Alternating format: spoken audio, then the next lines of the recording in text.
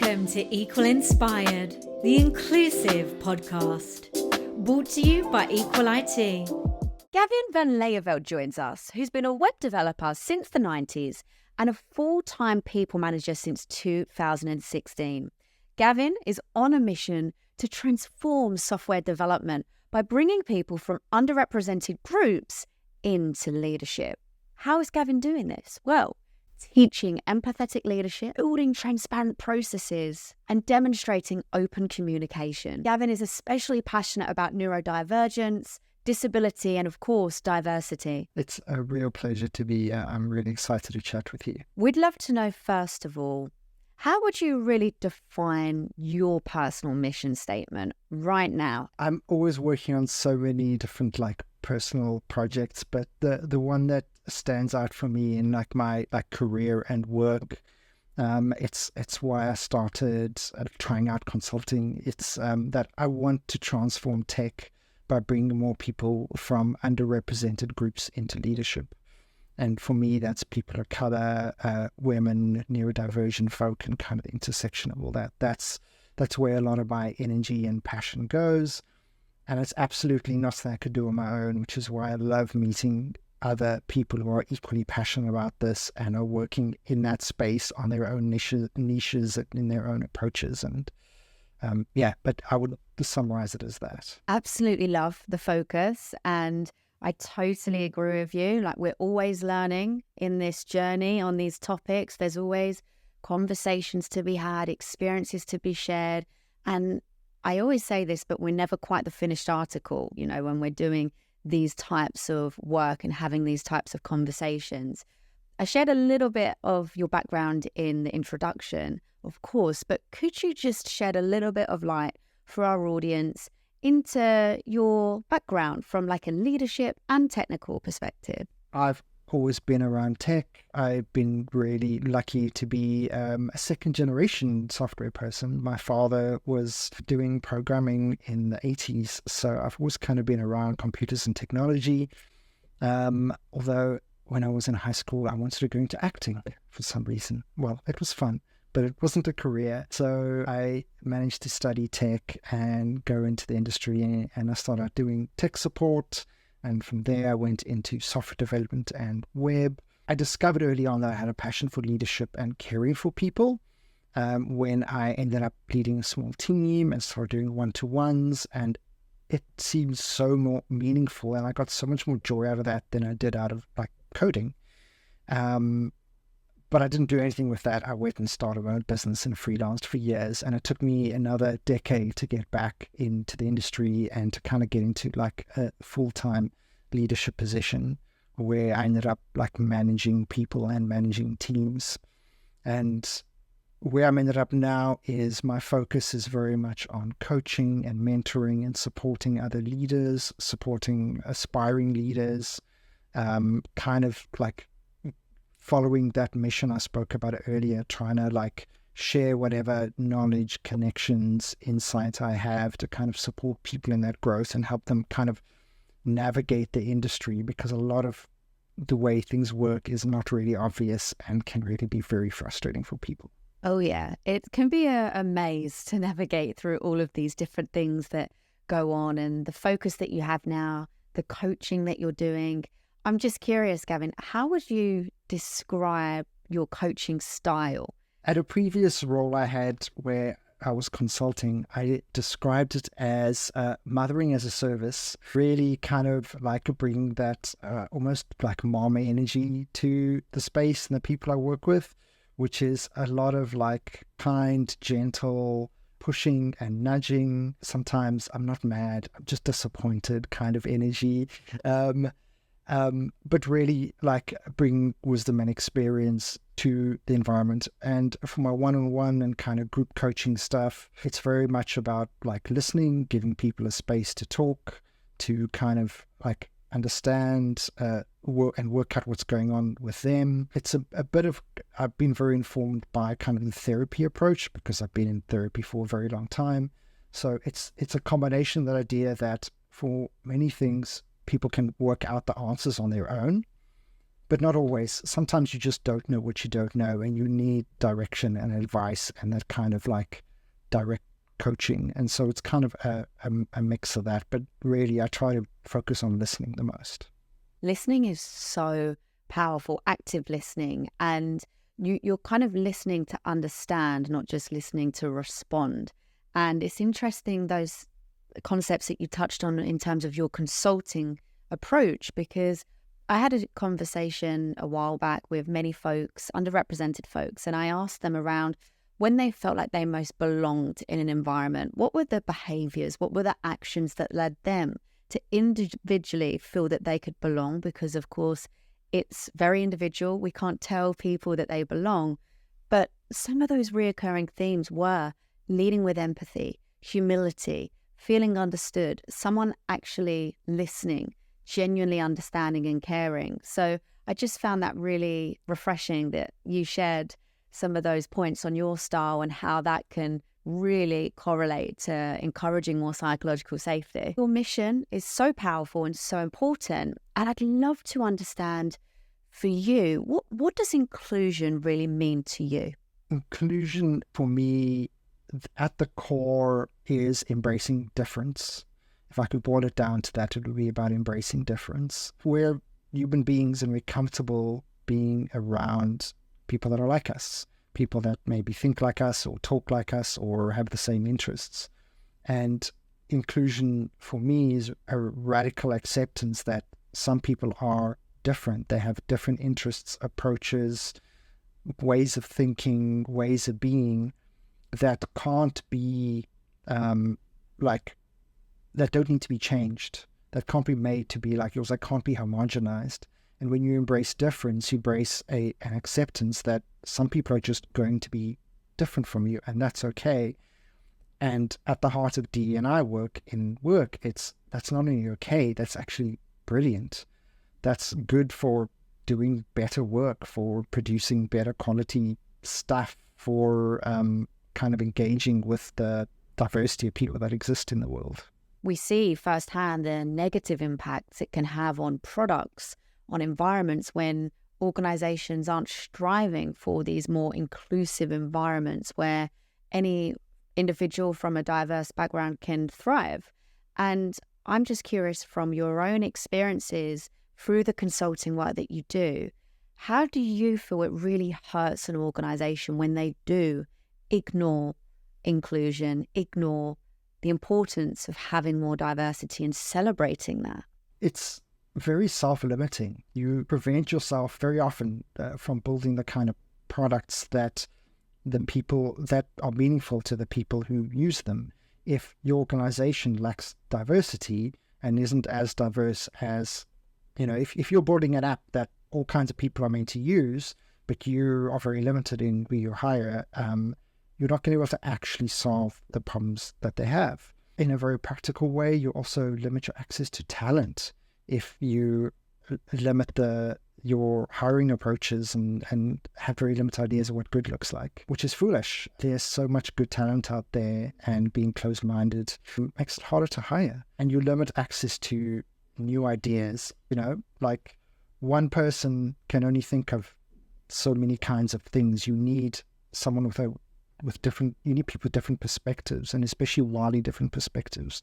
And if you're open to hear ideas that you could never have come up with, or that even don't make sense to you, but you can engage with it, you can build much greater things. You're so right. If you're not tuning in to inclusion, diversity, beyond just lip service, you really are hurting your organization in the long term, and you're going to be falling very short of your competitors if they are working, striving, investing in these things. And it's a continual investment.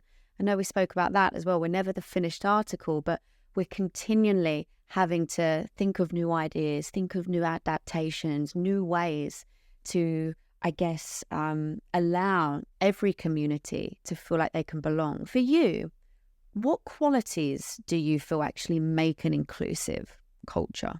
In many ways, it's really easy to see if a culture is inclusive. Like you can just look at the data, you can look at the raw numbers, you can walk into a room and see, you can attend meetings and see who talks and who gets listened to and who doesn't. The behaviors can be a lot harder, and building that inclusive culture can be a lot harder.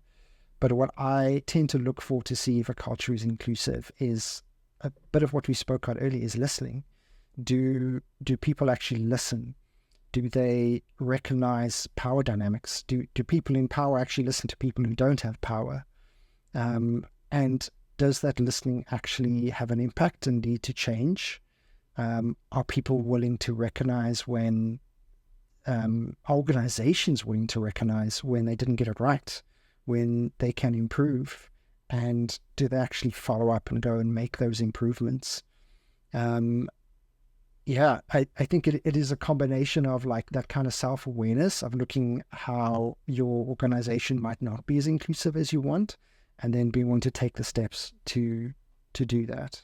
Again, it's things that we need to continually just have this awareness around. I love your personal mission statement. You're supporting underrepresented folks in tech. You're empowering, you're encouraging. And I'd love to know what kind of led you to taking this direction, particularly within your consulting journey? In many ways, I've always been predisposed to this. I'm queer, I'm neurodivergent. I've always had kind of a heart for people who don't fit in, and kind of try to work and take it into account. But there have definitely been things that like radicalized me and really kind of drove me to want to make more of a career out of this. And one event that really impacted me heavily, it was a job I had a number of years ago. I was a manager, and I had 2 women on my team that I had hired them. I brought them in through the recruitment process, and they were really great team members. They were like, one of them was very much like the glue of their team. Their whole team improved because of the way they helped things move forward. They brought out good ideas. They helped other people speak up and like helped the whole team deliver good results. And the other person was a great leader by challenging their team. They helped them like question their processes and improve. And they both had a bit of a rocky journey in their team, in joining and being different. But their teams really accepted them and excelled because of that. And they both wanted to become managers. And I thought they'd be brilliant managers. And so I put them forward for management roles when they came up. And at the time of that organization, 95% of managers were men.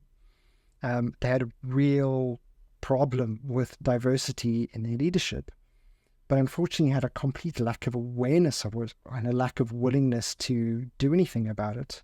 So I put these people forward, and they went through the interview process, and the message that came out was, you're not technical enough. You're not the strongest technical person. And they were perfectly good technically, like they were perfectly good software engineers. They might not have been the best and the most senior, but they'd be great managers and leaders. But they got rejected because they weren't the strongest technical person. And those strong technical people didn't want to be managers. They didn't want all that stuff, and they weren't good at it. But those are the people that got promoted. And that made me so angry. That made me so angry on so many levels. And it was foolish of the organization, because those brilliant people, when they had nowhere to go, they left. They went elsewhere. They got jobs as managers in other companies, and they're doing a great job for those organizations. And that was something that really made me realize how much work there is to do, and that it made me really want to like talk to as many different teams and as many organizations as I could. And a few years after that kind of led to me doing more consulting, doing more speaking and writing and that sort of thing. You know what, Gavin, it's such a shame, because we hear this story far too often, that experience that you have seen firsthand. So many folks go through this kind of journey in their career, not giving the opportunities, always being mislabeled, misunderstood, and it's so wrong. And we continually need to work to overcome this. And of course, allyship is a journey that everybody can get on board with. For you, what does a great ally look like? I can imagine we're probably going to touch on a few things we've explored already, because there's a bit of a common theme here. Yeah, very much touching on stuff we've talked about, but it so bears repeating because, it's obvious to you and me, but not obvious to so many people. Listening, like at the core of it is listening and being willing to hear people talk about an experience that is different from yours and believing them. I heard that as a description of empathy. Empathy, some people say empathy is being able to like walk in someone's shoes. But I think real empathy is not just being able to like understand what someone goes through, but to actually be able to listen to them describe an experience that you've never experienced and don't understand and believe them. And I've had so much of that, of people talking about experiences, things that have happened to them, and I recognize the truth of it. And I know that I've never experienced it and probably never will for many reasons, especially in tech. I look like the dominant group in tech. People don't treat me in ways that women and people of color get treated. And so for me, that kind of allyship starts with one, listening, giving people room to talk, believing them when they talk about their experiences, even when they're totally different from mine, being willing to understand that a lifetime of those experiences can cause a lot of pain and hurt and anger. And sometimes people arrive to the conversation angry and upset and hurt, and it can be tears, it can be rage. And I think being a good ally in those contexts is letting people feel their feelings, not going, whoa, calm down, you're sounding way too angry, you need to talk about that in a neutral tone. Like, that's not okay. You need to give people room to kind of genuinely talk about their experiences and how it's impacted them. So I would definitely say like showing true empathy, listening and making space for people. That's so powerful, because I also have these conversations a lot, that we often feel that we truly have to be moving mountains to make the biggest of impact and biggest of difference and to be a true ally, when really it is the little things. It's being consistent with the little things that, again, is going to make the most sustainable, long-lasting impact.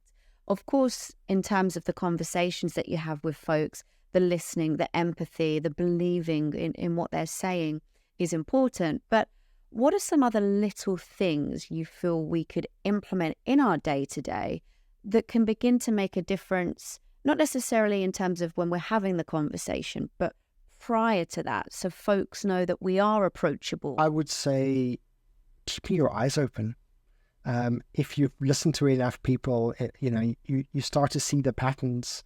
The one example that is often used is people, like women especially, getting talked over in meetings, or people repeating what they just said and taking the credit for like their ideas.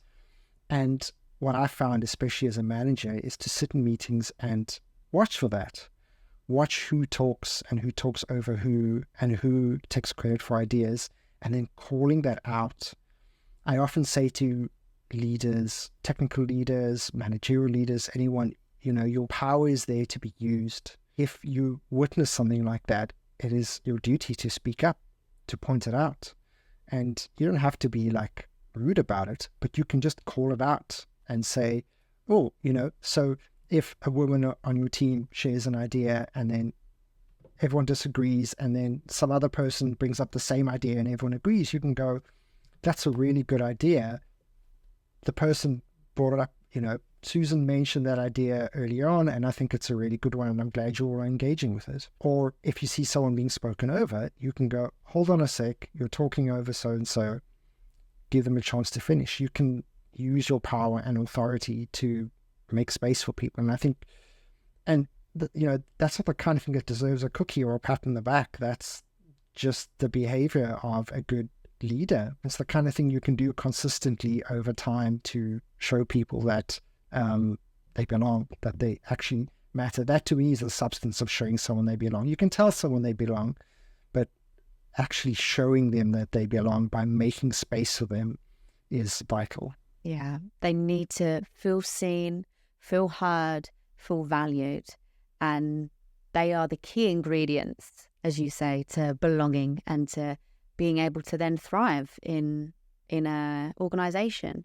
We're less productive when we're masking our true self. And that then has such a domino effect on so many aspects of our life as well, outside of just work. It can be really, really debilitating, So important having the ability to use your power, call out the behaviors that aren't okay. And then people can learn from that. And you hope that they would not then repeat those same mistakes and those same behaviors, because sometimes, fortunately, some people just aren't aware that they're doing something that is causing such a problem, Yeah, half the time it is ignorance. Yeah, sure, there are people out there who are actively against diversity or actively racist or biased in some way. But I think those folks are generally a minority. Most of the time it's from ignorance. And, I have some patience for that. I think, be informed, learn about these things. But I can work with that kind of ignorance if someone is willing to listen. I can tell stories, I can explain to them the impact of their behavior or how to do differently. And for many people, they're willing to listen and change. Again, listening is key here. Listening, taking it in, understanding it. There's a lot to be said, I think, around the idea of performative allyship. I'm just curious what your thoughts are on that. Performative allyship. Some of it does come from ignorance, but I think a lot of it comes from the discomfort of actually having to be an ally, of actually having to speak up, of actually having to make the change. And some of the ways I see allyship can be performative is when it oversimplifies. So, for example, people might talk about diversity, but only in one dimension, like, I've heard often, like, we need to get more women developers in here. And it's like, that's great, but what about people of color? What about neurodivergent people? Because if you're taking a more holistic approach, you will include those people too. Another way I find it can be really performative is by watching and seeing whether people actually change. They talk about it and you go, okay, cool, they want to do this. And then when it comes to difficult decisions or to that discomfort, are they willing to actually go with the discomfort and the pain? It can be quite murky waters, I would say, when you feel something is like performative. It actually has more of a negative impact and feeling when you're on the receiving end of it, as opposed to the positive. And the whole point on this journey through allyship, it has to come from a genuine place. You will inevitably make mistakes along the way, and it's about learning and growth. But the thing that has to be right is that you genuinely are in this for the right reasons, because you want to make a difference, not just because it makes you look great and maybe puts you in an even more better position of power. That's where it's just so wrong, Yeah, don't do this if you want a pat on the back or a cookie. A lot to be said as well around leveling the playing field for everybody when it comes to hiring, when it comes to recruitment. And I know in your leadership journey, you've spent a lot of time focusing on this, building teams, and you've done posts through your LinkedIn, which I really love to follow. They're really great, really informative. But you've explored the curb effect specifically for interviews. Can you firstly explain for the audience, what is the curb cut effect? The gist of the curb cut effect is that adaptations we make for disabled folks end up benefiting everyone. Where that comes from is the curb cut is literally on pavements. There's a little cut, and those have been put in so that people in wheelchairs are able to cross the road without falling off the curb. And they found that by adding those all over cities, it benefited all kinds of people. So a delivery person pushing a trolley could more easily cross the road. A person pushing a pram, an old person with a walking stick, someone pushing a trolley of shopping. All kinds of people who didn't have a disability or weren't impacted by their disabilities in that way benefited. And so in the same way for hiring, approaching the curb cut effect there for me is adaptations I make to support neurodivergent people, anxious people, to be adaptable, benefits everyone. How are some ways that this curb cut effect can be applied in hiring to remove some of those barriers? One of the biggest changes I've made in the last year is that by default, I send the questions out to candidates up front. And it's becoming more popular, thankfully. Although a lot of people still have to ask. And it's great that companies are willing to be adaptable. They often send out a message saying, if you need any adaptations, just ask. But for me, the curb cut effect applies here is you just send them out so that people don't have to disclose a disability or an anxiety. They don't have to ask for it. They just get it.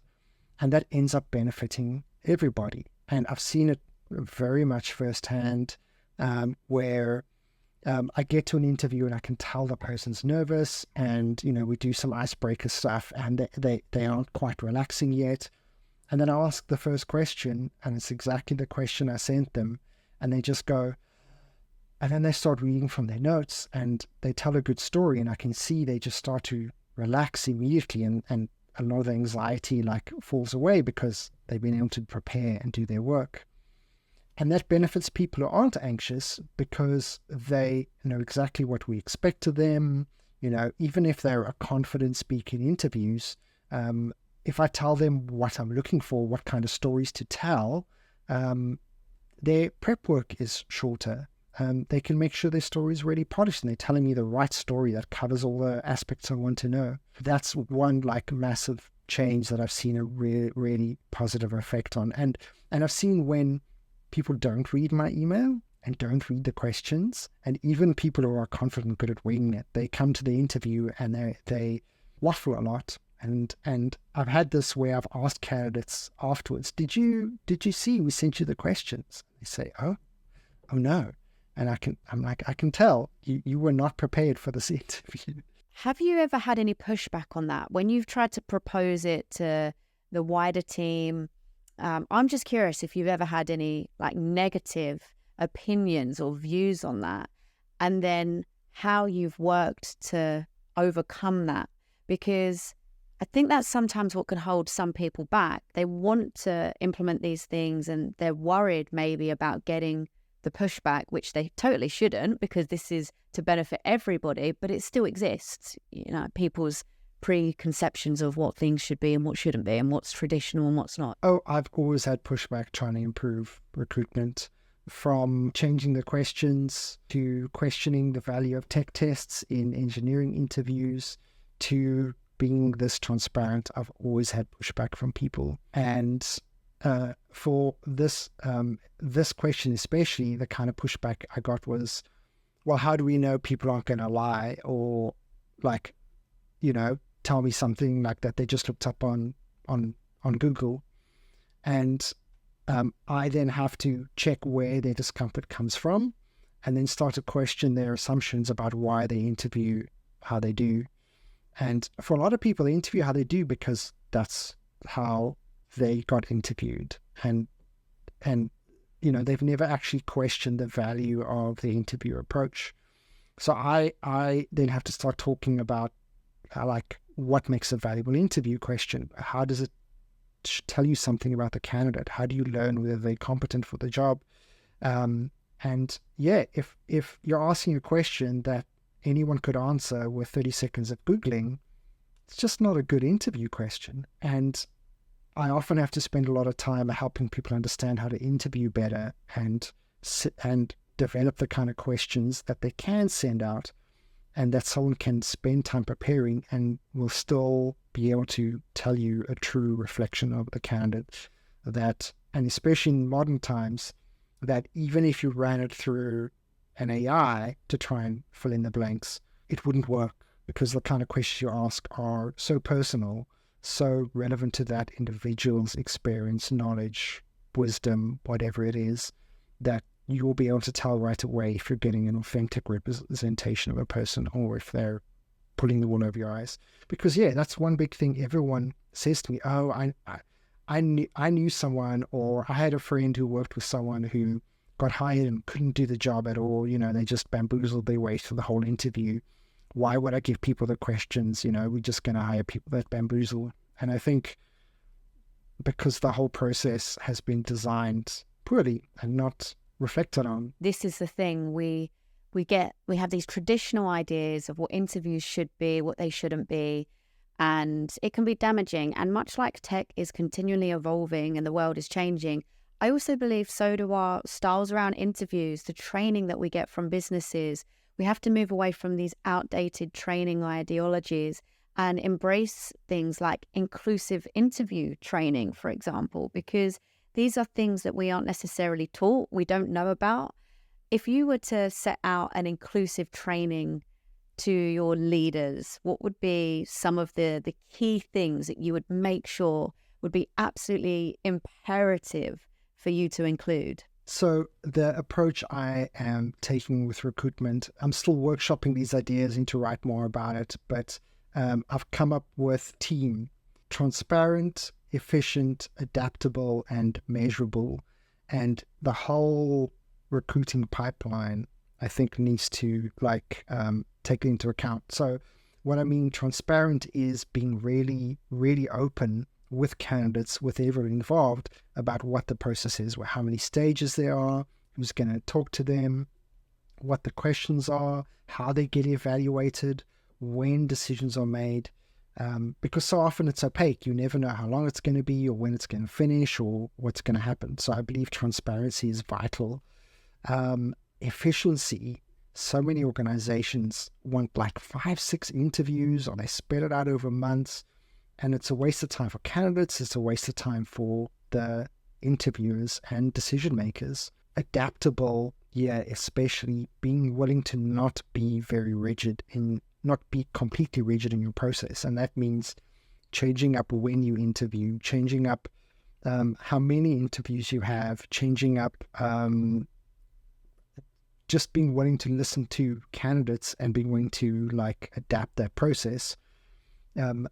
But also very much building, and this goes to the measurability, measure the impact of your hiring, who drops out when, what are the demographics of the people that drop out at each stage, what does the beginning of the pipeline look like the end versus the wider organization. And so continually inspect that and adapt and change. So on a very practical, very specifically there, what I'll often do after a week's worth of interviews, I'll sit down with my interview panel and we'll discuss how the questions went. Are the questions we're asking giving us the answers we want? How did the candidates respond to that? Because often I'll think, this is a great question, we'll dig something out. And then half the candidates misunderstand it and don't give us a good answer. So we change the question, we refine it, we make sure it's telling us what we need. And when you look at the numbers coming out of the pipeline, you can start to question, is my interview approach causing people to drop out? Is our job ad wrong? Are we not attracting the right kind of people? And you can't do that unless you measure and you inspect and adapt. And that inspect and adapt comes from agile software development. And I love that idea. Continually look at, don't just do the work, look at how you do the work, what the impact is, what the results are, and then change the process so you can keep getting better. Like you say, it's all about reflection, always reflecting on how is it going. We're never the finished article. We're not there yet. We keep needing to grow. We keep needing to improve. Through some of the reflections that you have done, I know we've spoken about some of the things you change and you adapt, but what are some other things that you've implemented to ensure a better outcome or more inclusive interview experience for people? A big one that I have found has had a really positive impact is having a wider interview panel. And you mentioned pushback, and I always get pushback when I come in with this. I like having 3 or 4 people on an interview panel. And the kind of pushback I get is, wow, that sounds really intimidating to show up to an interview and there's 4 people staring at you. And so I get to talk about the value of that, the efficiency and ways to kind of mitigate that stress and pressure. But the reason I like having a wider interview panel, either in individual interviews or across the interview process, is that it reduces bias.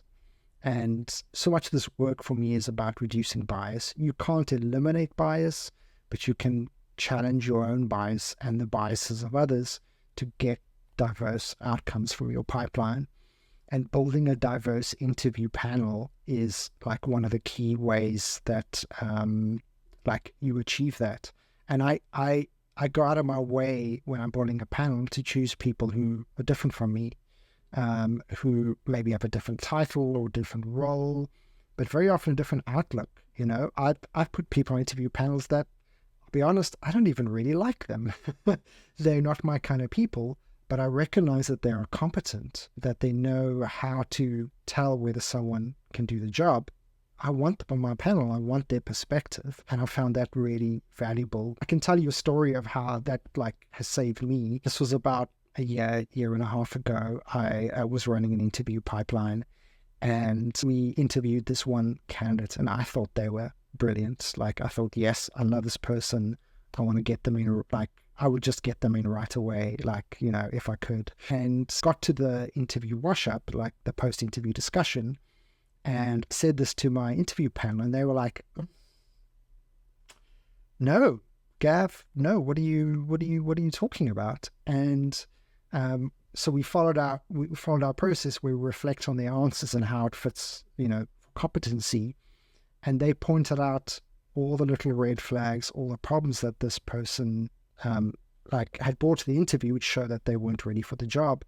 And I reflected on why I felt the way I did, and I realized this person reminded me of me early in my career. This person was someone who I just took a liking to. I thought, I could get on with this person. We have similar ideas. We could chat. And I felt all those feelings, and it put stars in my eyes for the interview. I overlooked the deficits and accentuated the positives. And, we ended up saying no to them moving forward because it was the right thing to do. But I couldn't have, if I'd interviewed on my own, I would have just pushed them forward without realizing, and having an interview panel who questions me as the hiring manager, and that trust and belief in them pointing out the difference, saved us from hiring a poor candidate. It's far too easy to sometimes fall into that trap when we see ourselves in someone, or they remind us of somebody that we know, we like, a family member, whatever that may be. It is very easy. And sometimes we're not doing it on purpose, but there's a lot to, again, be said around bias, and having a larger interview panel. That's awesome. If maybe you're not able to have the resources to do that, what are some ways that you can challenge your own biases, questions you could ask yourself to become a little bit more aware of that? That's a tough one, because this is the thing about unconscious bias. It is unconscious. You can never eliminate it. You can become more aware of your biases and work to mitigate them. But what you'll end up doing is picking up different biases, or having a bias in the opposite direction. And I think you talked earlier about how the work is always ongoing, and the work of unconscious bias is always ongoing, always reflecting on the things that impact you and trying to understand how your own bias impacts you. Practically, if you're interviewing alone, I would get even just one other person in the room with you, even just someone, even if they're not talking, just to watch someone you can talk to and can reflect on, give an objective perspective. And I would say it's very much about not being focused on what your idea of good looks like. And it just goes back to diversity, getting diverse opinions, getting different people to look at the questions you ask, to reflect on the outcomes of your hiring pipeline, to reflect on just your own behavior, and to reflect back to you what they see as your bias, because it's unconscious, it's invisible. But I know my friends, my colleagues could probably very easily call out all the ways in which I am likely to be biased. And so be willing to go back to listening and listen to people criticize you, tell you what's not great about you, tell you where your deficits and mistakes are, and being open to hearing that. Yeah, and you have to take that on board and know that it's for your own learning and growth. Sometimes when we can get that kind of feedback, it can feel like a real personal attack and the defense walls go up.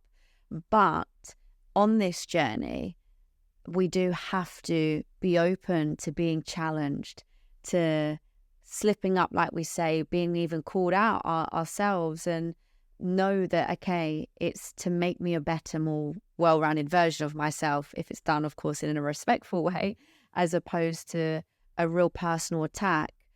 What you've said there, it ties in quite nicely to the concept that I have a lot of conversations around, which is culture add over culture fit.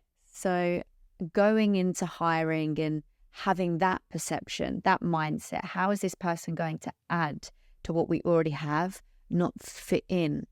Because there's the negative connotations that come with that whole, can I go for a beer with this person, you know? Yes. So many levels there. Yeah, it can be really quite dangerous because, again, your bias comes in. So the more you can come away from that in an interview, the more effective your decision making is going to be and lead to a more productive team. If there's more diversity, better decision making, and everybody's going to benefit from that. Some of the themes we've spoke about today, Gavin, they're so important. They're really close to my heart.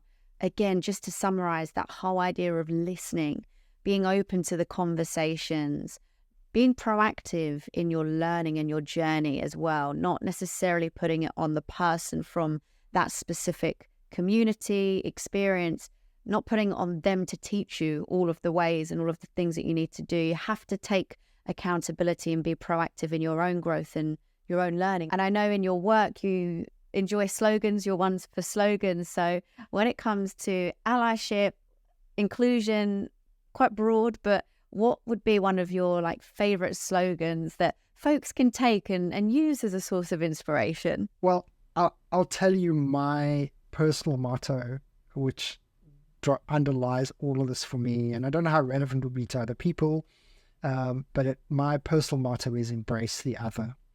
And that drives so much of my outlook of embracing difference, being willing to accept difference, because the whole concept of the other is that it is other. You know, if you could make it the same, it wouldn't be other anymore. And so I chose the word embrace because it's about a sort of radical acceptance of that difference without needing to change it, fix it, repair it, make it like you. And so that personally is the slogan that kind of drives all of my thinking and work and growth in this regard. Great slogan. And thank you so much for your time today. We've loved having you. Thank you. I love talking about this stuff. So many more people need to talk about this and reckon with these ideas. Thank you for listening to today's episode, and we hope you're feeling inspired. If you are, please feel free to like, share, subscribe, and join us on our mission to create a diverse, inclusive, and equitable universe.